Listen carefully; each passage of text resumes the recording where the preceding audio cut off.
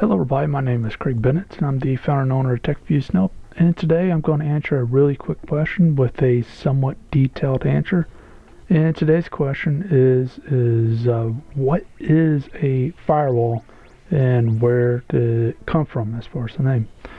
Now, because the question was sent to me by private and they asked to keep it anonymous, I just am going to keep it that way.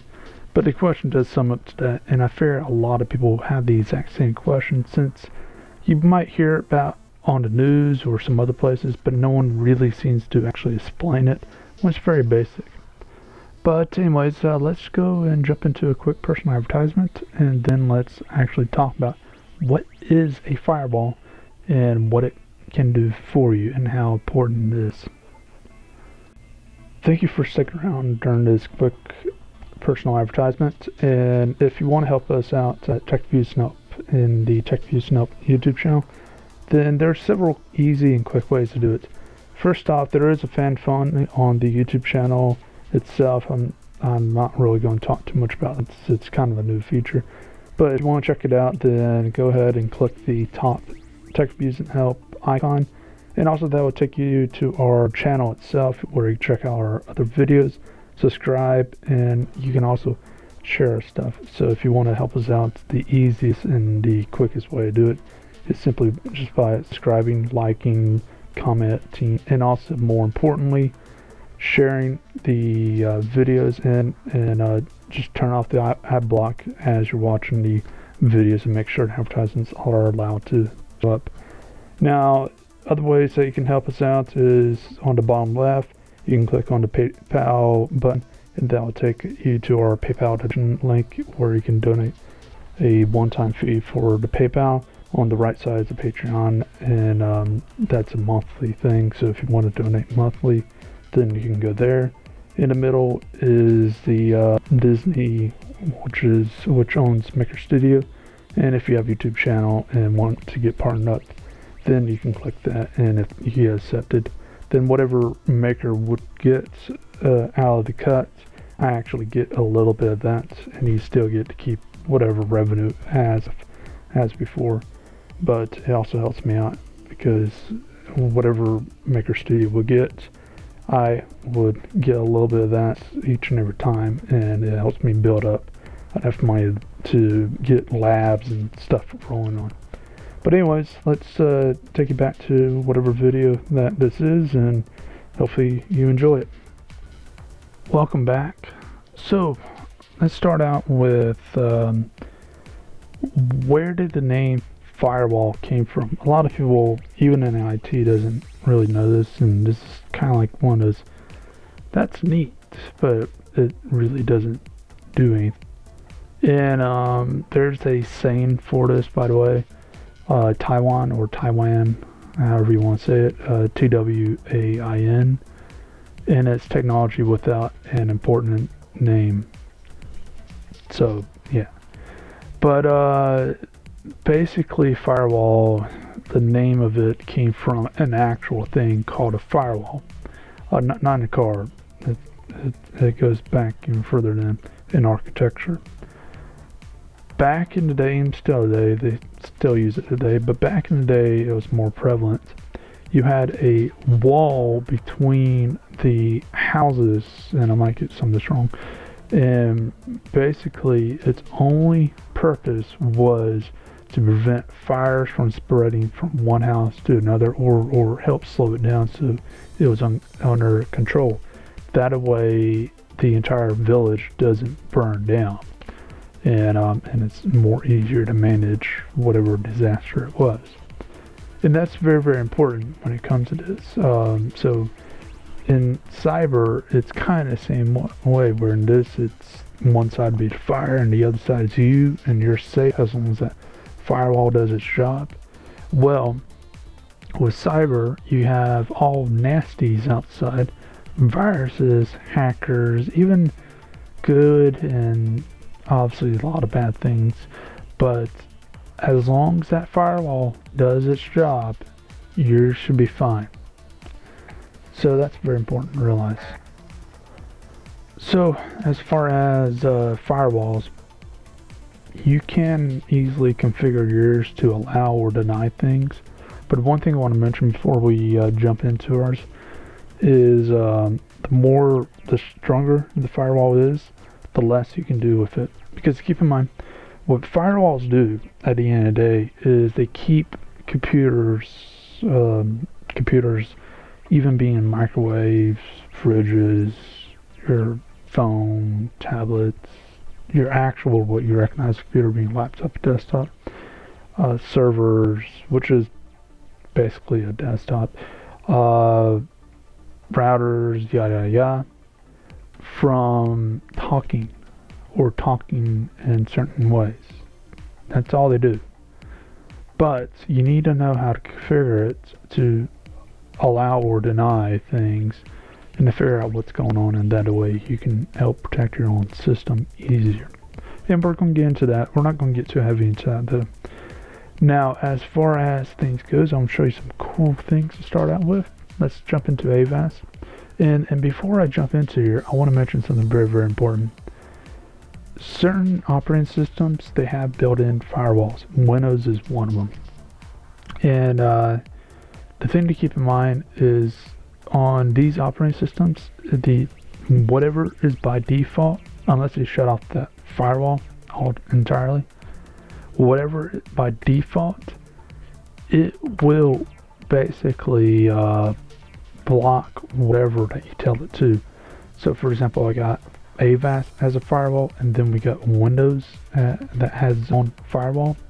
As long as both of them are on, if one says block it, then it's blocked. It doesn't matter if it's AVAS that says block it. It doesn't matter if it's Windows Firewall that says block it.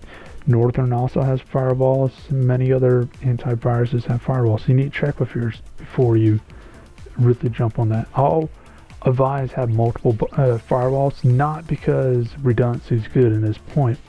It's because I've actually seen it where some viruses, their job is purely to shut off your antivirus, but 9 times out of 10 they don't shut off both things. They shut off one or the other, and then that's where having to really comes into place. But still, I'll advise having them both up. Now, getting something cool real quick. So with AVAS, you can do something a little bit more than with the default, which I'm going to show you.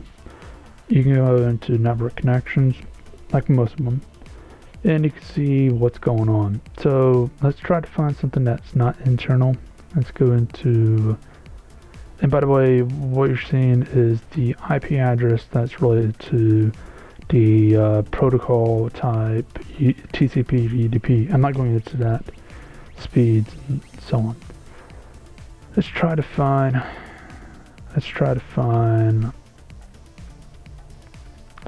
let's go Steam, since it only has one. We can go get details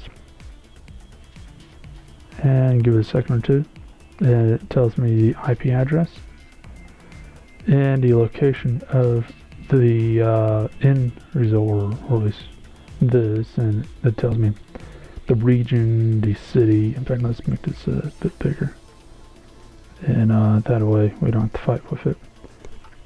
And the domain, who owns it, so Valve on Steam, and so on. Now, one of the problems with some of these is they bounce all over the place unless you pause it.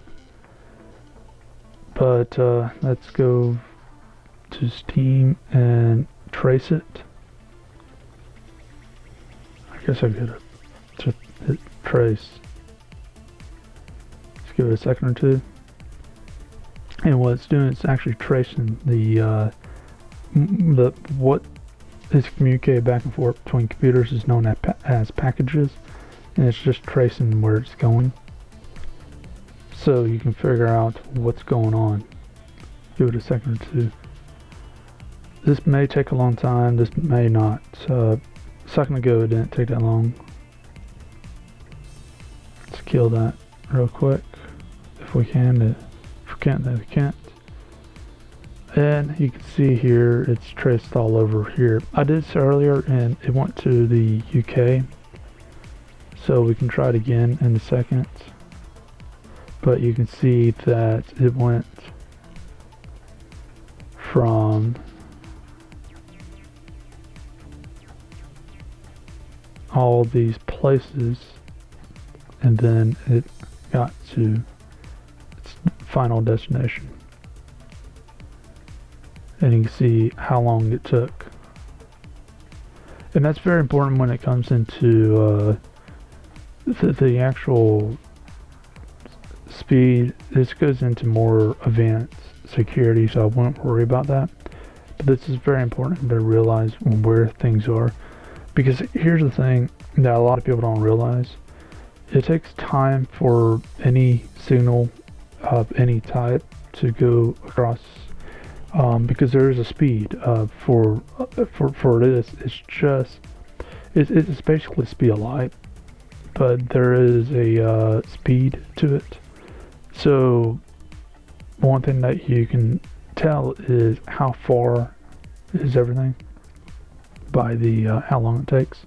Let's kill that. Let's try something else. Let's try this. This should be the weather and BBC.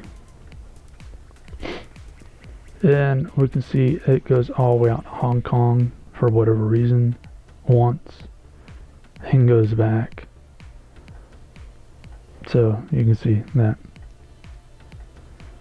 Now, as far as some of these other settings, you on here, you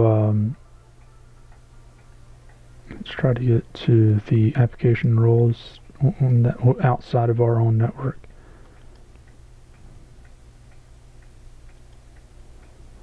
And we can see the if we're blocking it or not. And I know I'm probably going over some people's sets, but keep in mind, when I get into the defaults, I'm pretty much going to basically slow down quite a bit and try to help you guys out even more, so you know what you're looking for, because most likely you're not going to go into AVAS and do all this stuff. I'm just showing you some cool things with the maps and stuff, but for the most part, this is some of the stuff that you will be using if you go into IT security, or things like this. Not exactly AVAS. You probably won't be using AVAS, but you'd be using things like that. So AVAS is mostly for home use. They do have a business though. But this shows the local ports. What was this? Steam. We have internet in, internet out, so it goes in for that particular thing, and then we have a allow. We can say auto decide, allow, block, whatever. Then TCP, UDP, so on, and each one of these is an actual thing, and I'll advise just leaving it as is. In fact, I'll advise you leave it as is. The only thing that you really should change on any of these is the allow or not, and the enable or not. So that's very, very important to realize. And then for pretty much the rest of this I won't worry too much about, but recognize the protocol, the allow or not, the internet in, enable, and the port, because we're going to try to find it since this is a inbound, since it's internet in. So let's go into the Windows defaults. And by the way, there's other things. Let's go into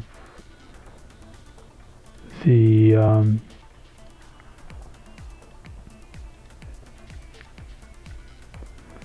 firewall logs, and you can see all the things there. The application role, and you can tell what each application does. So enable, disable, how friendly you want to be. And this is the advantage of having third-party firewalls, is you can actually tell how friendly it needs to be, and if it needs a scan or not scan. In some instances, if you're in a lab environment or a work environment, you might not want it to scan because it'll block the connection every 8 seconds. I've seen it in some cases. Then you got in other cases where you wanted to scan like in this environment, you want to scan everything, even if it's friendly. Also, you can tell to block or not block, and so on. But anyways, let's go down to the oh, and another thing is keep in mind the public and private. Let's go down to the start and look at the security, and if you're on Windows 8, just go to that. So let's go up to Windows Firewall, and you can get this from the control panel, by the way, and turn on and off by control panel. And let's go to the inbound and look for Steam. So here it is. Basically on here by default, keep in mind this is inbound. What you have is the name of the application, the or the about's name. So that's obviously not that. That's just packet tracer. The profile being public, private, network, and I'll show you a little bit more in that in a second. Enable, disable, allow, block, or allow only in a encrypted mode. And that way, if it is connected to your computer, it's only by encryption, so you can make sure that no one's doing a man-in-the-middle attack, or they have a harder time doing it. The program itself, local addresses, remote protocols, local ports, remote port, so on and so on. Now let's go and right click and go to properties, and what we can see on the protocols and ports is UDP or TCP. For the one right below, it's a TCP. And going into the general, we can actually allow the connection if it is secure. And the reason why you will want to do this is to prevent a man-in-the-middle attack, or make it a lot harder for the attack to happen. Now, one thing to keep in mind when it comes to encryption is like any other lock in the world. It's not made to stop someone from breaking it. It's about to make it so resource intensive that's either not worth it, or it takes too much time or resources to actually get anything worthwhile out of it. So for example, AES 256 encryption, it will take, with modern day top of line computers, over 10,000 years to break the encryption. I doubt anyone will care about your banking information in 10,000 years.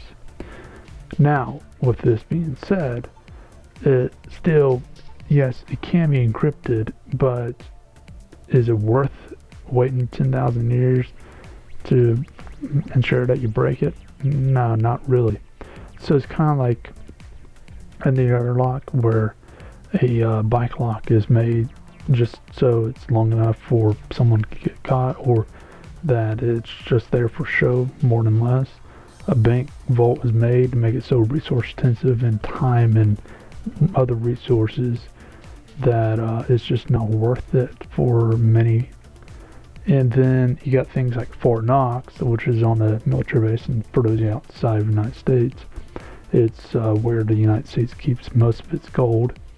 And it's so resource intensive getting it. Yes, you can get it and probably get it out, but it's going to be so resource intensive that is it even worth it? And a lot of people might say, yeah, it is, but truth of the matter, would you actually be spending more money getting that stuff out, or getting in and getting out, than what you can get? So same thing here is with these people who do identity theft, is resource intensive that they'll actually be spending about equivalent or more money getting the information. And if it is, they're not even going to bother with it. They're going to move on because there's easier targets.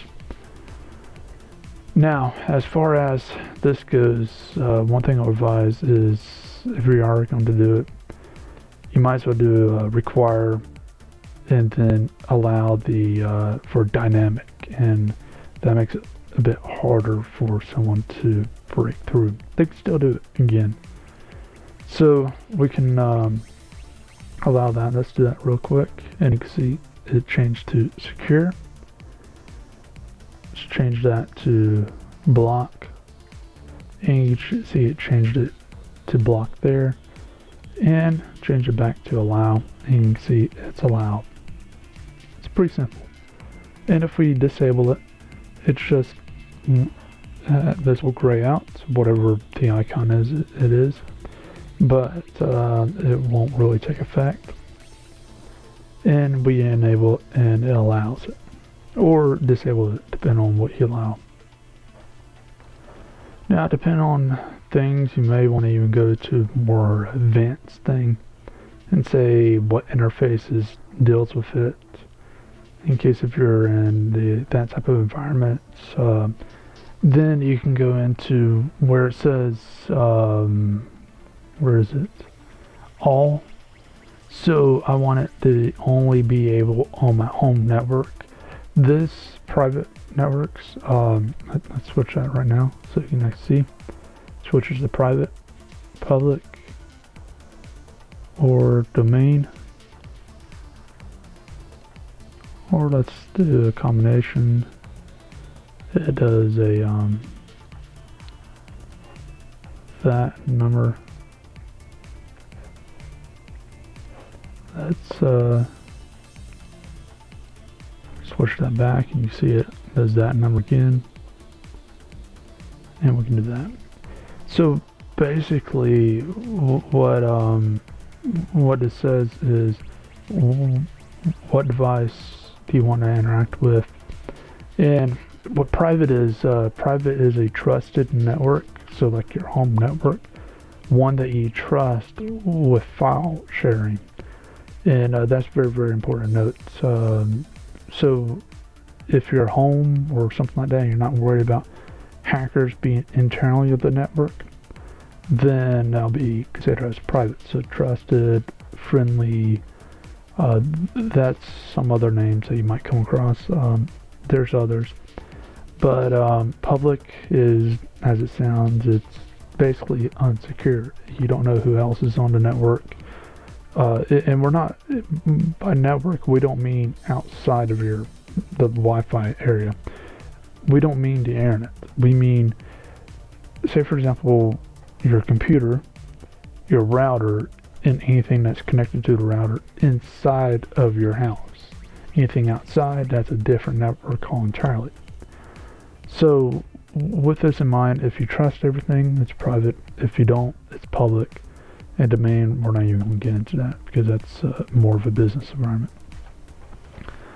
So that's pretty neat. And there's a bunch of other settings on here, authorized users, and so on. So remember, the inbound is going into your computer, outbound. It's the same. I hope that I set these settings back the way it was before. But basically, inbound's going in, outbound's going out. Kind of like how it sounds. And not all applications on your computer will be both in and out. Some will only be in, some will only be out. An example of this is I have a security camera set up on my home server, which is on a Windows system, and basically everything that's going in from security camera feeds is inbound. There is no outbound with that particular software, and with that in mind, because everything is coming in, there's no point of having an outbound since there is no outbound on it. Now, you can block entire ports, you can block entire sections of the computer. Again, the more secure it is, the less you're going to be able to do with it.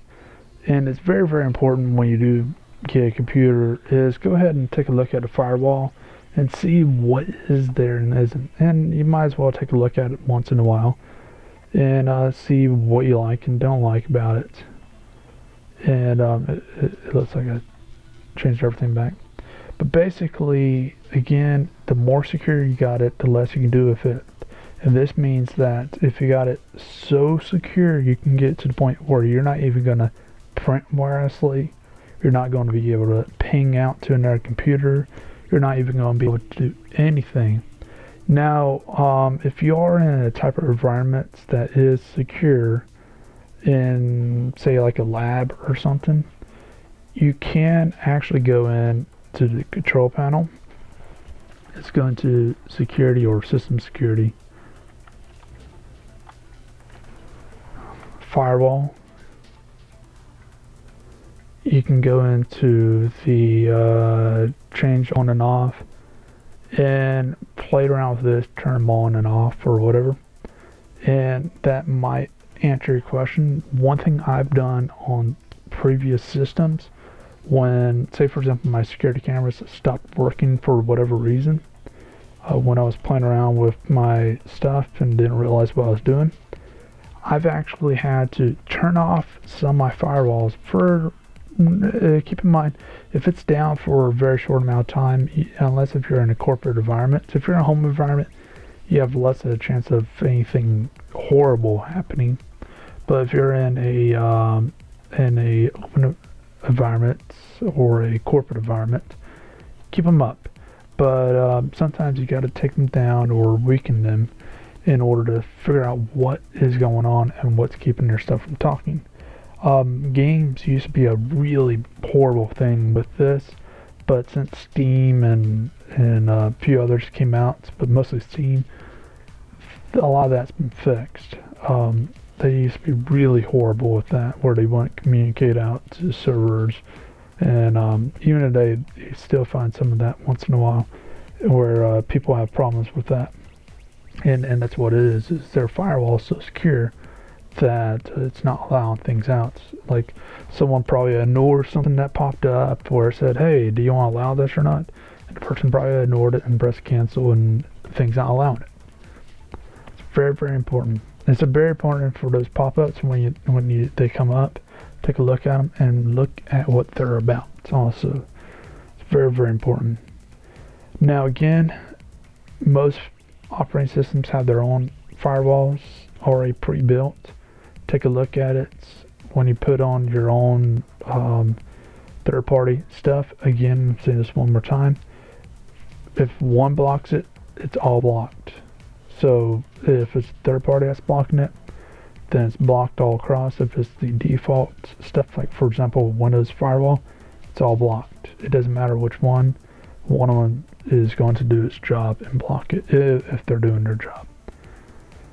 But anyways, as far as things goes, hopefully this has answered your questions and helped you guys out. And if it has, then please feel free to leave a like. Please feel free to subscribe and share. And please feel free to check out the Patreon campaign, the PayPal donations, and the other links. Now, if you didn't like it, go ahead and leave a dislike, but tell me why so I can fix it in future videos. And that way everything can get better over time. But anyways, as far as things goes, it's been Creed Ben, founder and owner of TechViews, and hope you have a great day.